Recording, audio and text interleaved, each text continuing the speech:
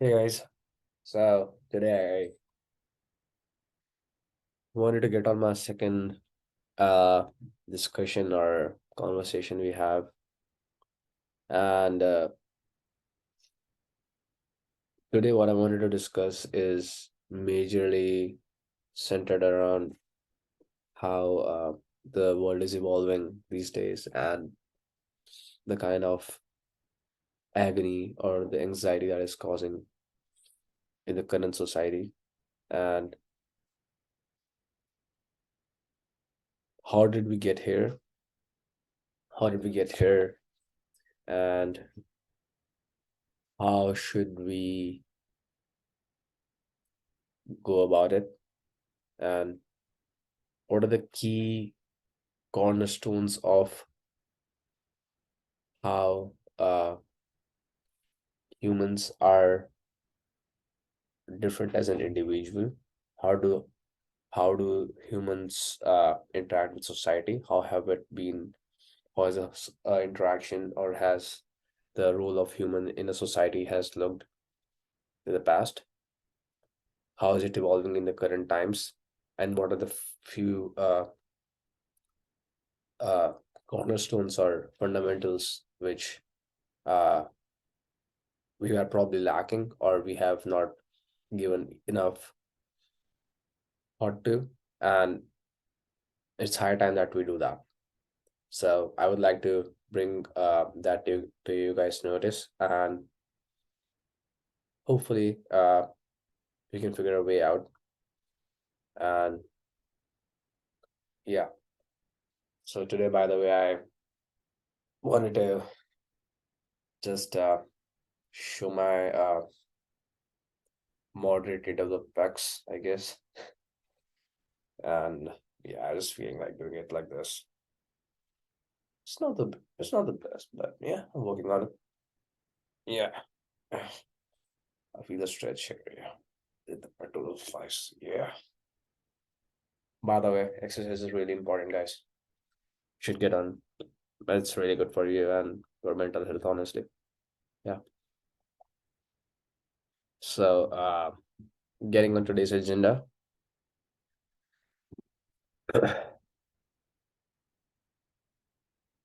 So it's how I have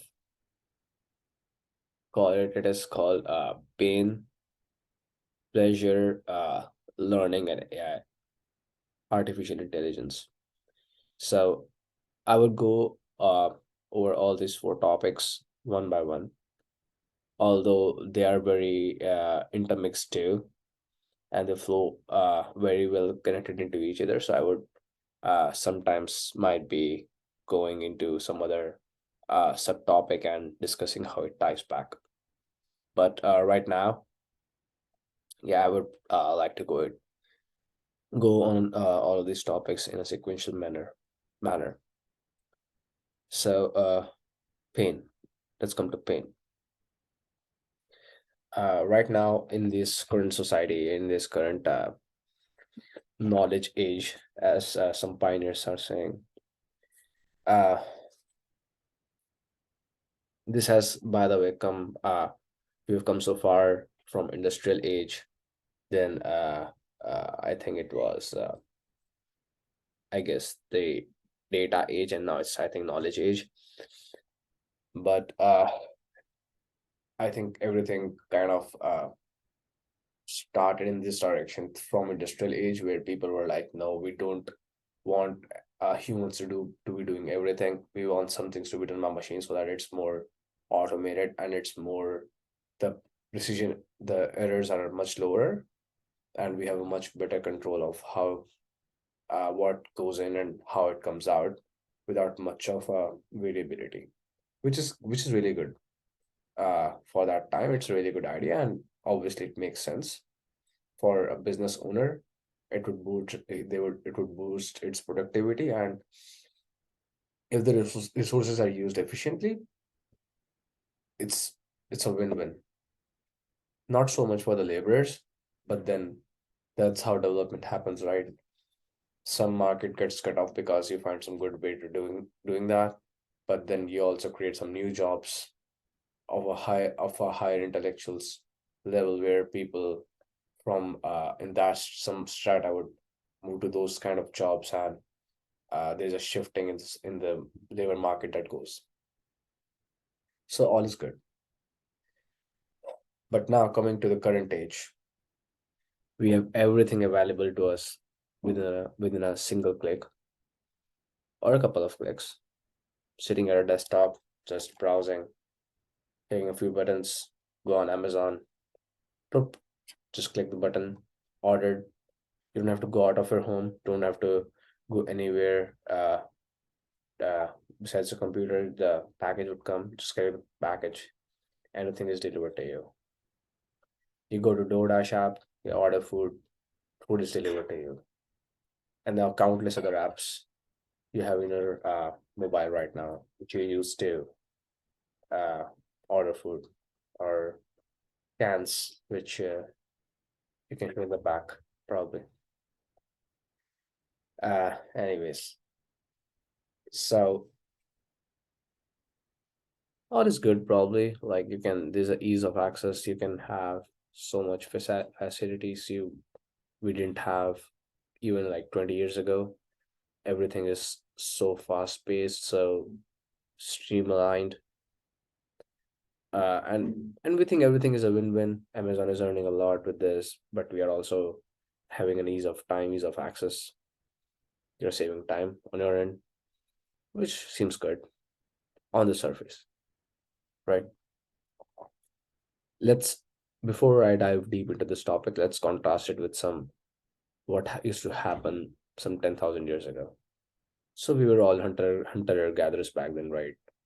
uh, we used to have a sense of collecting food, so we had to go out. We had to being risk of being eaten by obviously more heinous or more uh, violent animals, uh, more than us, and basically tread the wire of risk and danger, learn how to hunt from our fellow beings, and possibly someday get some food, and yeah, so we have a meal then, right? All the carcass, although it's like really, it's meat, it's not a fully prepared whatsoever uh sanitized, so to say, meal, but yet it's when you have gone out for months or for days to get some food and you finally get it, it's obviously very satisfying, right? You don't have to like think about it. It's obviously very satisfying. Now coming back to us, as rightly mentioned in one of my favorite movies, Fight Club, we don't face any there is no Great Depression, no Great War we face right now. The Great Depression is our lives. And this particular line sticks with me so much and also ties so much into this topic that I had to bring it up. And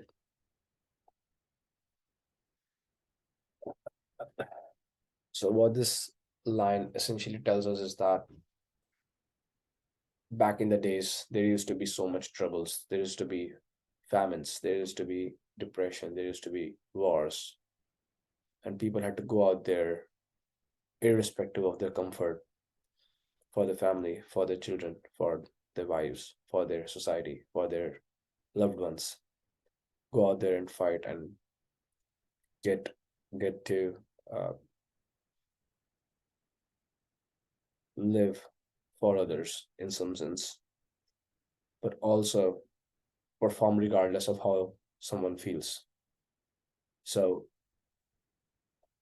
essentially, you feel a lot of resistance or pain in the moment when you have to go out and do something which you're not feeling like doing, or You have to perform, but if rationally thought, there is no advantage to do that in that particular moment.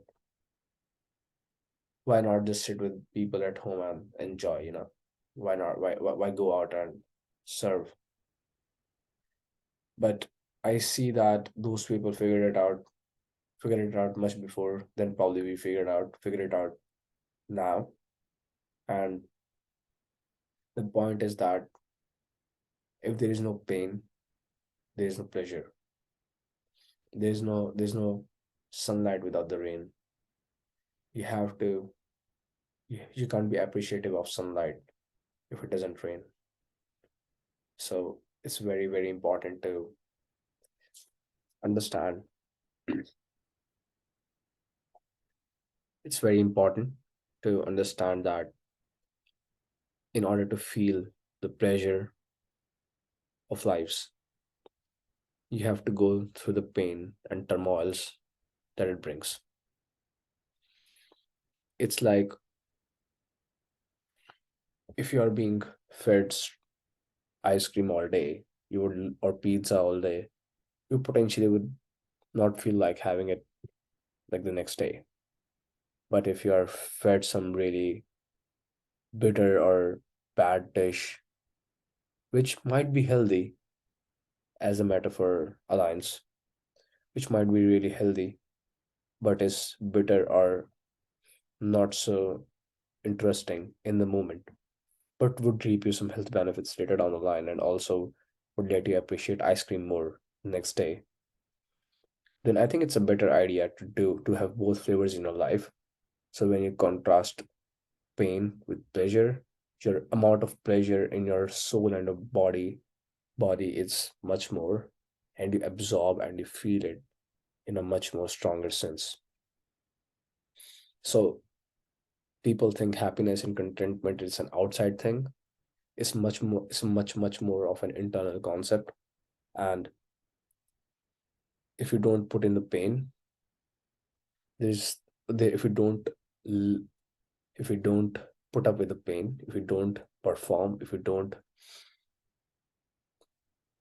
risk being hurt, then you would also not enjoy or relish the pleasures of the current moment.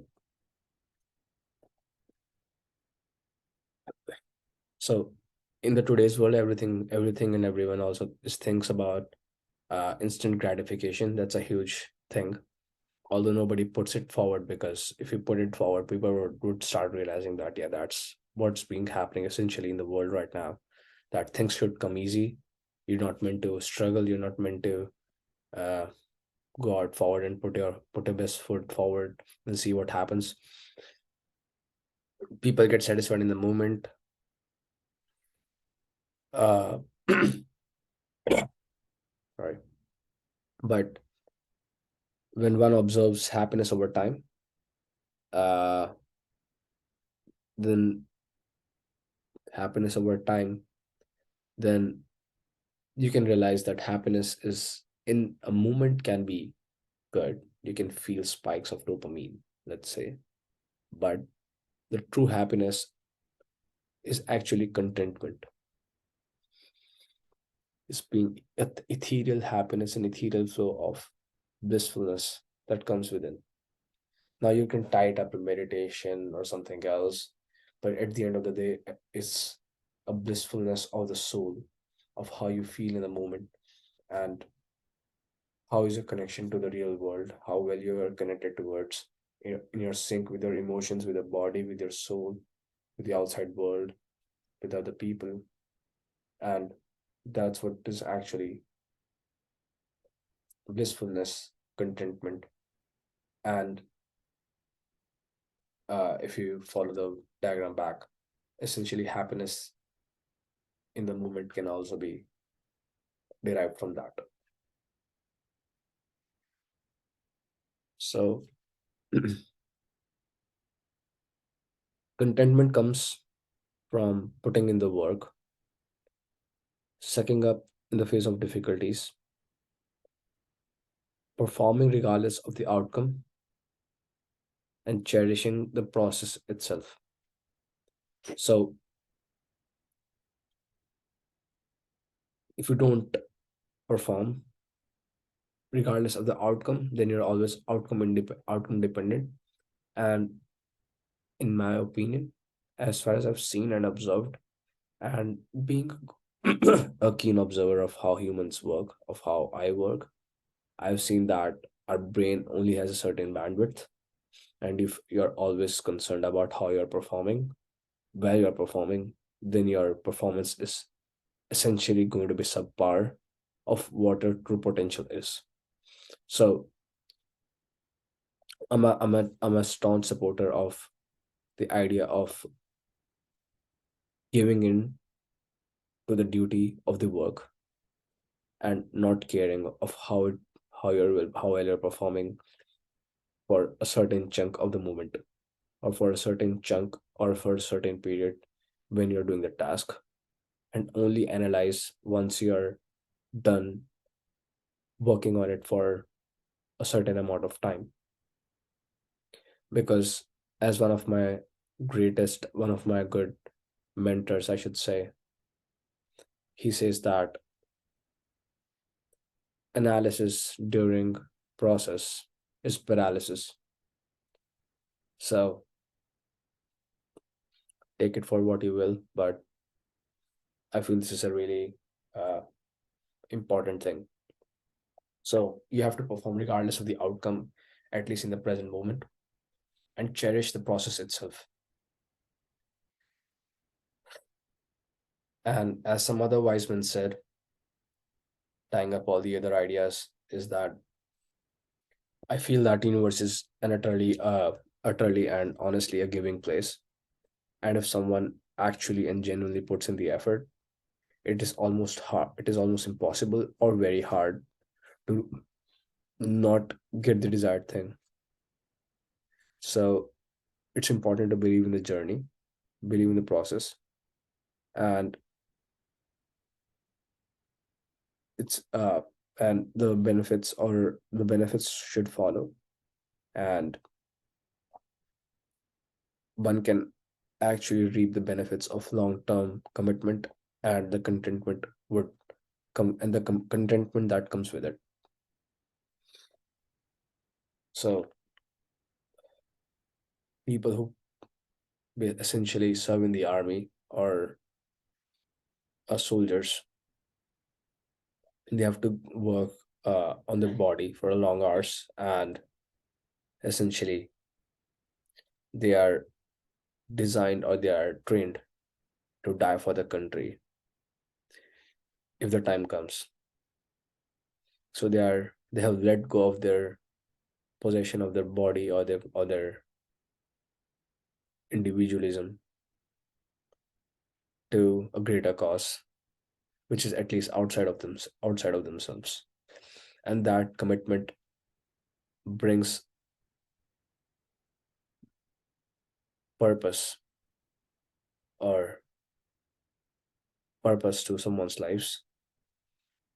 And when that is present, contentment has to follow by the very principle. And that's why these people are so much attractive, and they carry an aura of discipline and commitment, through which contentment definitely follows. Coming to the third topic of today, which is learning. Now, this concept of pain and pleasure also ties very well in the idea of, on the aspect of learning. Right now, everyone is so happy to have found ChatGPT, this AI tool by OpenAI, Microsoft, which I'm not gonna lie, is a pretty impressive tool. Being a computer engineer myself, it's a really handy tool. I have to just yeah, earlier I had to scour through the literature to understand if something similar has been done or not, or what can be done, or some potential implications or drawbacks or whatnot. And it gives you the same things within like a minute. So it saves you like weeks of troubles, and it essentially accelerates your productivity and your way of work, which is really good. I don't mind it. It's a really good tool. It summarizes the volume of work present on the internet. But learning until now, before this tool came, has been putting an immense amount of work and working with more than that, working with tenacity into building something, figure out the tricks of the trade while doing that. Then people have built models around it to make it a replicative procedure and make it basically have a waypoints of doing the same thing again and again in a repetitive and a more efficient manner, and they'll deliver it as a packaged product or a service. This has until now driven economy, and I will also argue is also somewhat related to the process of creative thinking or creative processes. Uh,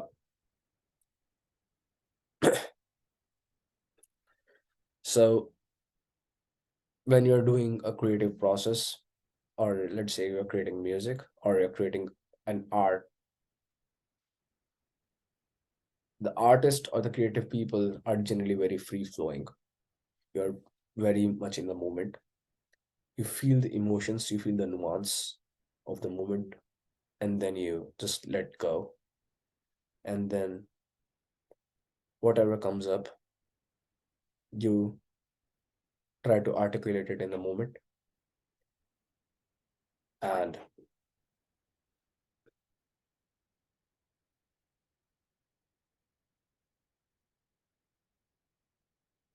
many of the times it doesn't work out, but some of the times, occasionally, you find you discover something which is much more compelling, artistic, original, and capturing. And then you compose it again, you refine it, and then you put it out in the world. This is an immensely hectic, yet a fulfilling and a satisfying experience, not just for someone who is an artistic person, but much more for the people who's who we care about, and humanity in general, because humanity has always been driven with curiosity and in being inspired by the work and effort and creativity of other people. So it's very, very important that we support these type of people who are essentially putting their lives and their so much time and effort and letting go in the moment without caring about so much about themselves, as only consider about their work essentially.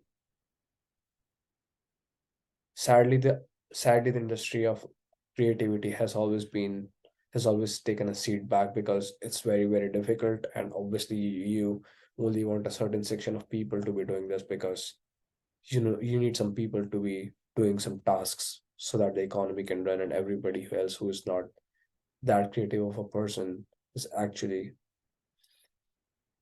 contributing something to the world, which is good.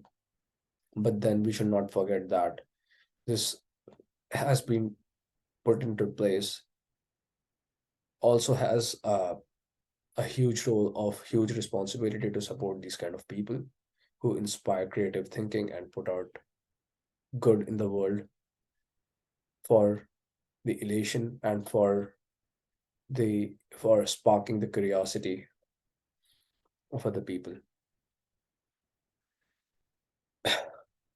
So the problem with the tool, coming back, the problem with the tool like ChatGPT or other available AI based tools right now, like I heard Google released this music LM, which basically can compose a music in a certain style having being which is trained on so much open source, or I don't know open source or not, but so much volumes of music, and it can basically essentially compose a music in a certain form, uh if you give it a good enough context. Although it performs really good, but it still uses the elements of other people's music, the creative art, the originality of work that was never created by anyone else before. So it was not replicated, it was original. But this thing uses very small elements of original work and composes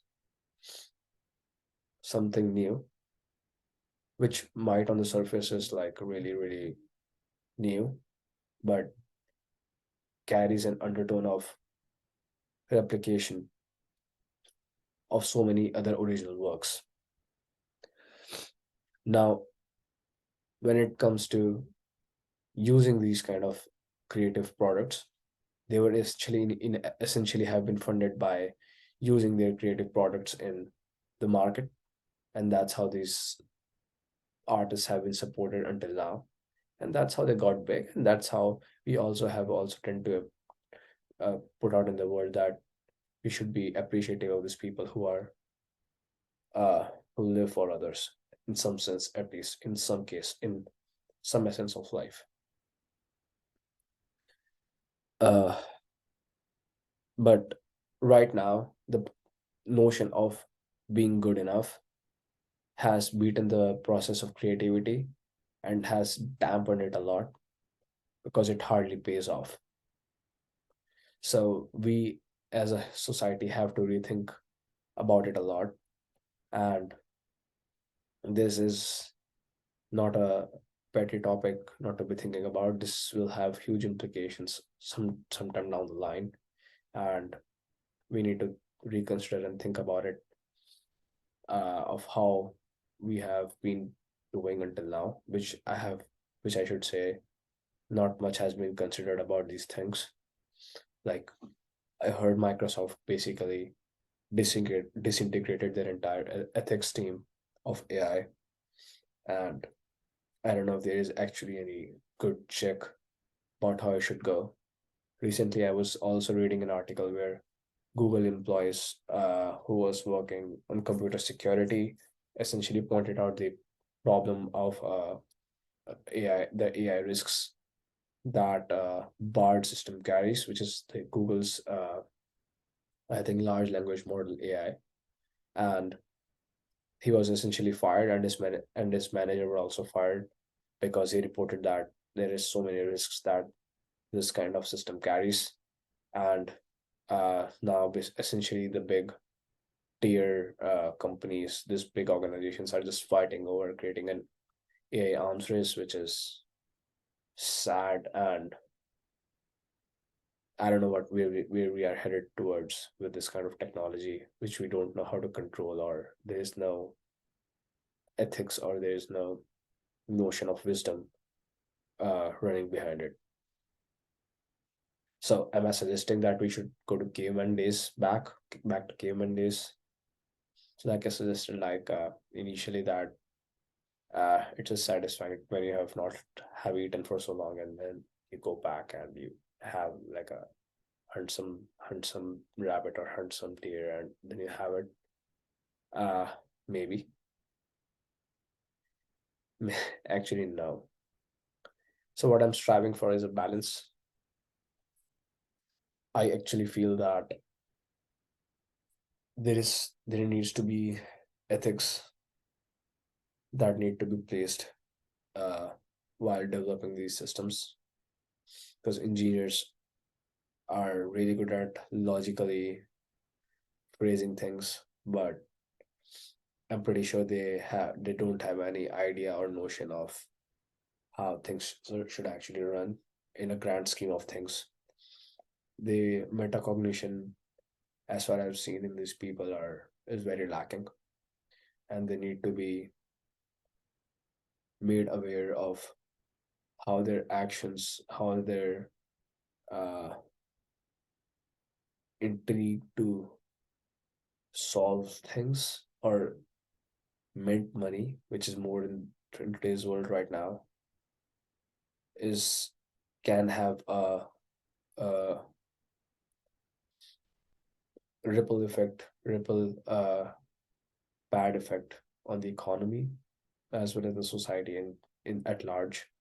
And the only way to we can keep a check on this is have ethical guiding principles when we're designing the product, have a much more in-depth survey of how the product would influence things and people, the structures, what markets would be cut off, and how would we plan as a society to uh, deal with it.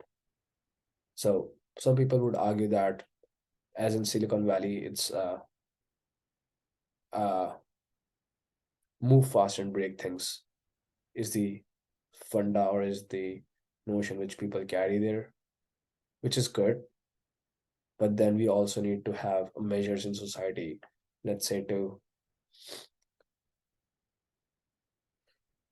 control the repressive effects these kind of technologies can have in the future. And if certain group or organization designs something that powerful, then we as a society can understand the amount of effort that has been put into developing such a thing. We might be able to uh, appreciate that and might also not suggesting or but that's my thing that came to my mind right now, that we might be able to give them some monetary concession that we understand you have developed something which is really understandable or understandably powerful, but it's not the right time to delay to release it. But we as a society understand that as a creator it's a really good product, and we would like to, meanwhile the product is not launched, we are giving you a concession as a society to keep it under the wraps. So some kind of guided conscious control is much more needed in this today's world. We need much more uh, advanced leaders who have enough breadth and enough depth of knowledge in certain areas, uh, who can also influence people, who are good with people, but also have a good knowledge of how things work in society, things work at large, how do things work in tech, and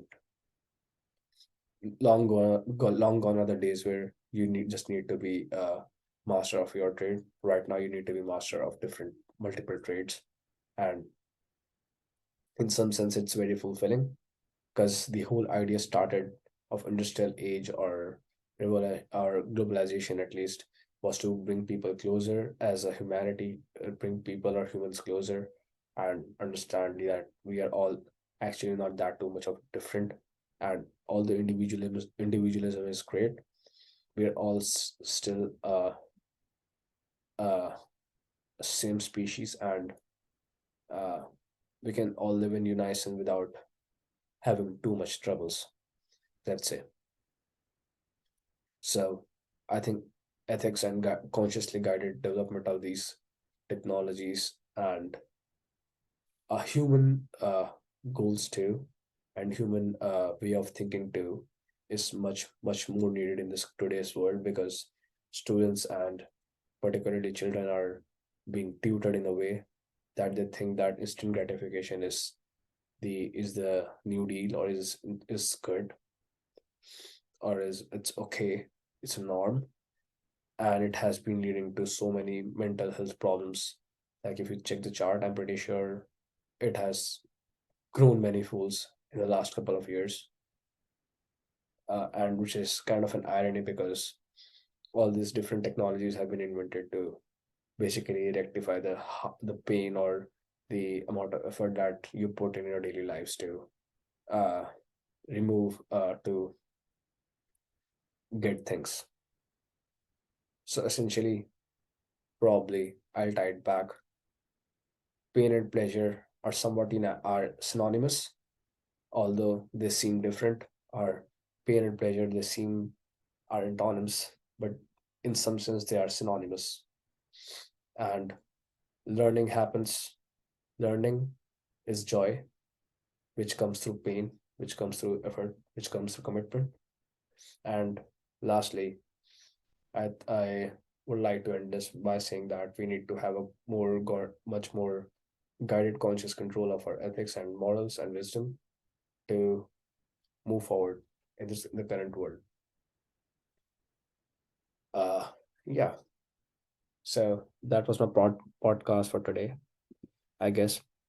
Sorry for the long-winded discussion, but I had to speak my mind on this topic. It's been long, and I hope to I hope to catch with you guys on the next one. Thank you.